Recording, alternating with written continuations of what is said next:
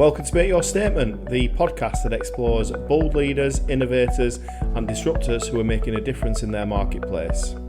Today, we're joined by Chris Nightingale, the founder of Can Do Digital. We're going to dive into performance marketing and the realities of building a solo business. In this episode, we'll take a look at Chris's journey from AO to agency owner, practical tips for new startup marketeers and businesses, AI and automation in modern media, and what every business can learn from working solo. Get ready for real talk, practical wins, and a dose of honesty. Chris, welcome to our studio and thank you for joining us on Make Your Statement. Thanks for having me. Great to be here. So Chris, you've worked for major in-house brands, you've judged industry awards, and now you've taken the leap and started your own agency.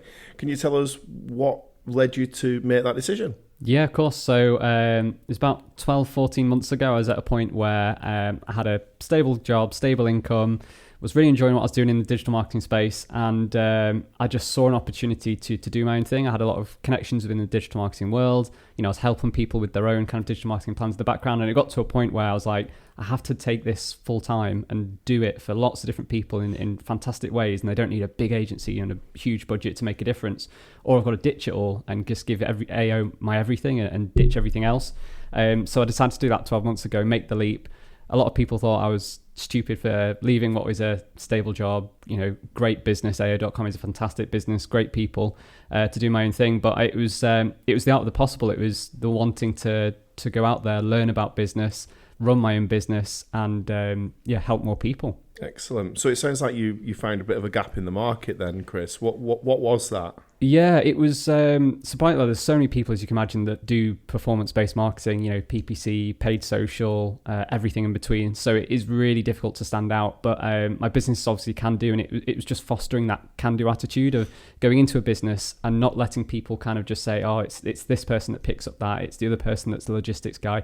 I was doing everything. So I was going in and saying, right, I'll run your PPC, but additionally to that, I'll help you optimize the website, I'll help you build CRM flows and everything that was packaged around that. So it was more of going into a business with the can-do attitude of building a sales pipeline, building business, building revenue, building profit ultimately, and helping a business and fostering them rather than just carrying one piece of the pie, if that makes sense. Sure. And how do your experiences working for the big brands and, you know, from an agency background shape what you do now? Yeah, it's huge. Obviously, when you're working for brands that are spending hundreds of thousands of pounds a month on ads, there's a lot of quick wins, learnings that come from that can almost supercharge a small business that if they're spending, let's just say £1,000 a month on ads, they're not going to get those learnings anywhere near as quickly. So I can almost come into a business and almost know what is and isn't going to work quite quickly based on what I've had experience in from an e-commerce perspective. But you fail fast and you learn fast ultimately. I've had many failings when I've run tests for big companies, but I see those as wins personally, because you're not really progressing unless you're running tests and either winning or failing. If there's someone who's just doing digital marketing and all they're doing is growing and winning, they're not really pushing themselves or pushing the test to lose as well. So by taking those risks and spending people's money as if it was my own has really enabled me just to take those learnings from the big businesses and then apply them to the small businesses essentially. Excellent. And what surprised you the most about going solo? It's a good question. It was probably my lack of knowledge of business, pure business. You know, I don't want to sort of blow my own trumpet, but I'm good at marketing. But actually, when you talk about dividends, structuring a business, VAT, accountants, everything around actually running a business, I was terrible at it. And that was my pure focus and drive for the first kind of 7 to 8 months, was just understanding, how do I pay myself? How do I get other people involved? Who do I need to bring into the business to really maximize it? And then that just allowed me to focus my time on the stuff that I really love doing, which is, you know, the actual digital marketing element of it. So that surprised me, which is my lack of knowledge, but I just threw myself in that deep end and just made it work really. You know, my pure goal was to at least have myself a salary that was on par with what I was at AO, and I've managed to achieve that so far. So it's just a case of spinning that flywheel and making it grow and grow and grow is ultimately the aim. What would you say the biggest lesson that you have learned so far would be? Yeah, so the biggest lesson for me has definitely been just how to treat clients, how to work with people within the industry. You know, the biggest thing that I've seen working for 7-8 months myself is on doing my own contracts, which I've been completely new to. There's been many kind of loopholes or gaps within those that I've kind of been threatened by in a way, because there's certain people or certain industries that they might take advantage of that. And it's just made me realize, stick to the people that you really love working with, keep working with them, keep growing them, keep nurturing them, and they'll be clients for life effectively. And the sort of the clients that are expecting everything on a plate for you tomorrow, it's okay to say no. That's probably even a bigger point there, is that it's okay to say no if it's not the right fit for your business, not the right fit for your brand. There will become a point where you're just going to do nothing but burn yourself out. Surround yourself with good people, and good things will happen. Excellent. Good. Okay. And how do you guys juggle strategy, delivery, and anything else in between, really? It's a really good point, because as you can imagine, I still am to some degree. I'm the only full-time member of the team. So I am delivering the strategy, I'm delivering the optimization. And to the point that I made around surrounding yourself with good people, I've been fortunate enough to make a lot of good connections within the industry. So I utilize a very niche set of small freelancers to help me get certain tasks done. So for example, if I can do an ad build for a new client, I will go ahead and do that, and I've got the technical ability to do it.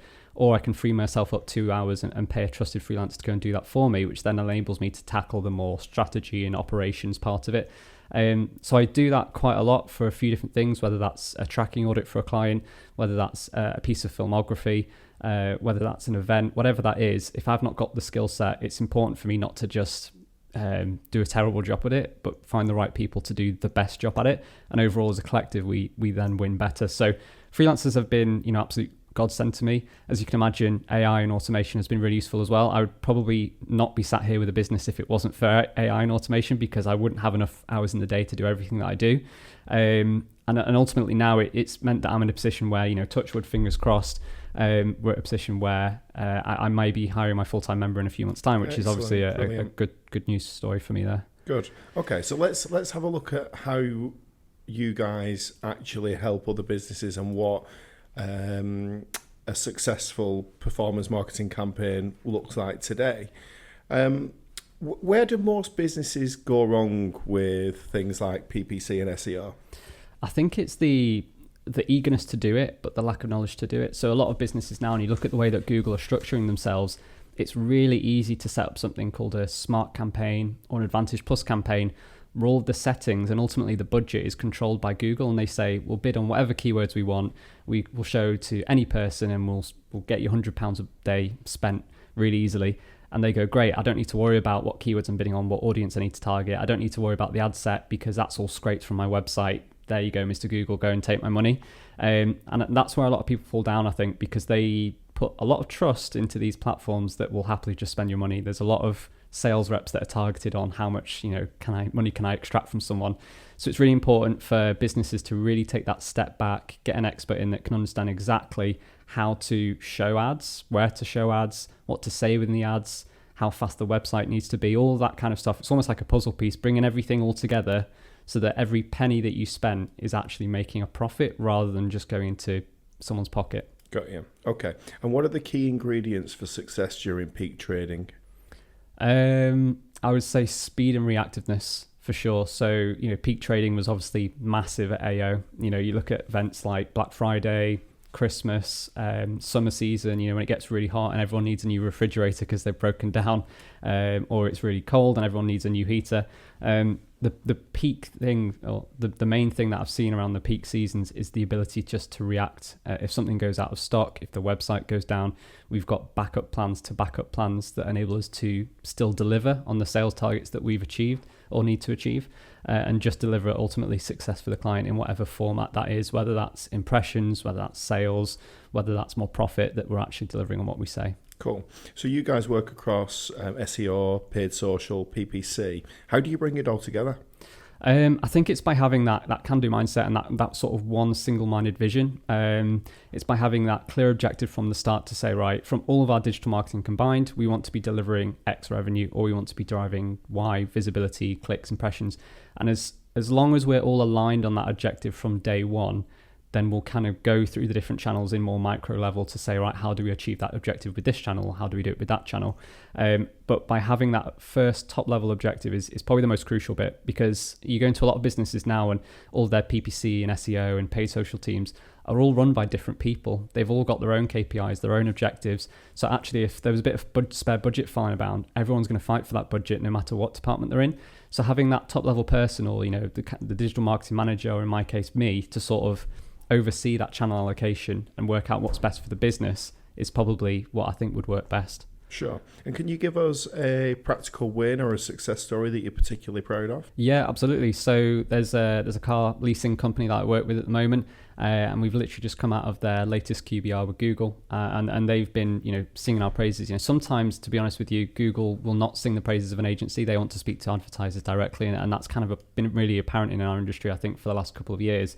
But we've come out of that, and Google are definitely singing our praises. What we did was we set a target through a QBR with ourselves, the client, and Google over a 12-month period, and we've just come out of the QBR meeting and we've hit that target in 6 months. So on track to, fingers crossed, touch wood, double the original target that we'd set ourselves for the year. And that's fundamentally down to just testing and trialing things, seeing what keywords work best, turning things on and off at scale, building new landing pages, basically just doing everything we can for a client to make growth happen, and not just waiting on another team, another business unit, someone else to actually do it, but actually taking on that responsibility ourselves, whether that's consulting on what make and model car page we need next, whether that's consulting on the budget that we need to get things rolling. We just kind of made that decision ourselves, and we said to ourselves, let's ask for forgiveness rather than permission. Let's try and get stuff done, and if it doesn't work, we'll say sorry rather than asking for permission every step of the way. Okay, so execution of campaigns is one thing, Chris, but let's talk about systems and how you remain efficient whilst avoiding burnout. Really, really crucial stuff. I have to use systems every day because, like I say, I haven't got time to be clicking on every ad and making sure they're not going to 404s. So a big tool that I use, and this is great for anyone who's kind of in the digital marketing space, is something called TrueClicks. I remember back in the day when I started at AO on Black Friday, what we do is we have our big Excel sheet open with all the ads and all the URLs that we were running. And we had to go through each one and click on it to make sure that that landing page or that product page was functioning and was live. As you can imagine, for a team of 7, thousands of SKUs took hours of work. And it was stuff that I always thought there must be a better way to do this. And there must be a more efficient use of my team's time. So, fast forward 5 years, there are, luckily now when you look at AI and automation, there's ways to do that, but without taking away from the human element of it. I still believe that humans drive creativity, they drive the strategy. But there are certain things that TrueClicks does, such as scraping URLs to make sure there's no 404s, making things like spell checking the ads to make sure that you haven't spelt something in the Americanism way, or just looking at opportunities within the ad account to spend more in certain pockets. So it's almost like it's not doing the job for us, but it's making it significantly easier. From an ad ops point of view, when I'm managing multiple clients, as you can imagine, it's great if I'm just alerted to one client, their website's gone down, or another client, 5 ads have been disapproved by Google, and to have that consistent kind of pinging on my phone or email is super useful, as opposed to me having to manually check those things. So ad ops like that are absolutely crucial for a business like mine. Okay, so aside from TrueClicks then, are there any other systems that you use on a day-to-day basis? There's some great ones natively that are for free as well. So if you look at like Data Studio, Google Data Studio, what it's now called is Google Looker Studio. That's really good at just going into a platform and being able to then break it down by channel, by hour, by device, by location, and just seeing all of those metrics in front of you. And then there's other things that are free to an extent, like Zapier, which is good at sort of bridging connections. So again, if you've got something that you want to be alerted of, if a metric happens, or if an incident happens, or if an email comes in that needs to be responded to quickly, you can set up a Zapier to ping my mobile, or set up an action in Asana or whatever that looks like. So there are definitely things that you can put in place that will just speed up your day-to-day and make sure you're looking at the right things at the right time. Okay, Chris. Why do you swear by failing fast? So it's a good question. I think the reason is if you don't fail fast, you probably fail slowly, and that's more painful, can be more costly as well for a business. And I'm always under the impression of, we don't know what we don't know, so let's try it and see what happens and make quick decisions. Because ultimately, if you've got a £100 test that you put into something, that £100 test could be £200, £300 if you want to test it properly. Otherwise, we could just learn it really quickly tomorrow and say, let's just put all our eggs in one basket and give it a go now. That's the only way you're going to get kind of statistically significant results as well. So I'm a big fan of failing fast. And I don't think failing should be celebrated as such. What I mean is, you almost need to fail in some ways to kind of get the bigger picture at the end of it, if that makes sense. Sure, great. What's one piece of advice that you'd give to anybody just starting out as a solo consultant or marketer? I would probably say just jump in at the deep end and, try things out. Everyone to some degree, my mate says this on his podcast every time, everyone to some degree is winging it. Even if they're a super expert or they're just starting out, everyone is winging it to some degree. Fake it till you make it, right? You've absolutely got to do that. Yeah, absolutely got to do that. So it's just about trying and seeing what works for you. If you're starting a new business or you're starting digital marketing or you're just coming out of university and you're going, what do I do? Is just try things. Even if it's setting up your own Google Ads account, even if it's setting up your own ChatGPT subscription, playing around with the tools, seeing what you love and enjoy doing, and then applying it to businesses. I know a lot of people that have decided to set up their own kind of local e-commerce business just so they've got their own case study or their own business to put on a CV to say, look, Mr. Amazon or Mr. eBay, whoever that is, I've done this and here's my credentials to say what I did and these are the results. And it's going to look 10 times better than just saying, sorry, I didn't really want to do anything before I joined a company. So having that proactive mindset and that almost that can-do mindset, I think will get you a long way. Cool. And how do you ensure clients stay accountable when they're scaling too quickly? It's a tough one because a lot of the clients I work with do want to scale quickly and they don't necessarily think of all the dots behind the scenes that need to be ticked before they can move on. So it's really all about just making sure that the tasks from the outset are really clear, the responsibilities are really clear, and all the deadlines are really clear as well, to make sure that when everything comes together over what is probably a predefined Gantt chart, that everyone is singing to that same hymn sheet. And that's probably one of the biggest things I'd say that I probably miss about an in-house role with a company of hundreds of people, is everyone is singing to that same hymn on the same hymn sheet. They're working to that same goal. Everyone knows the target. Last year AO probably turned around something like turned over about over £1 billion.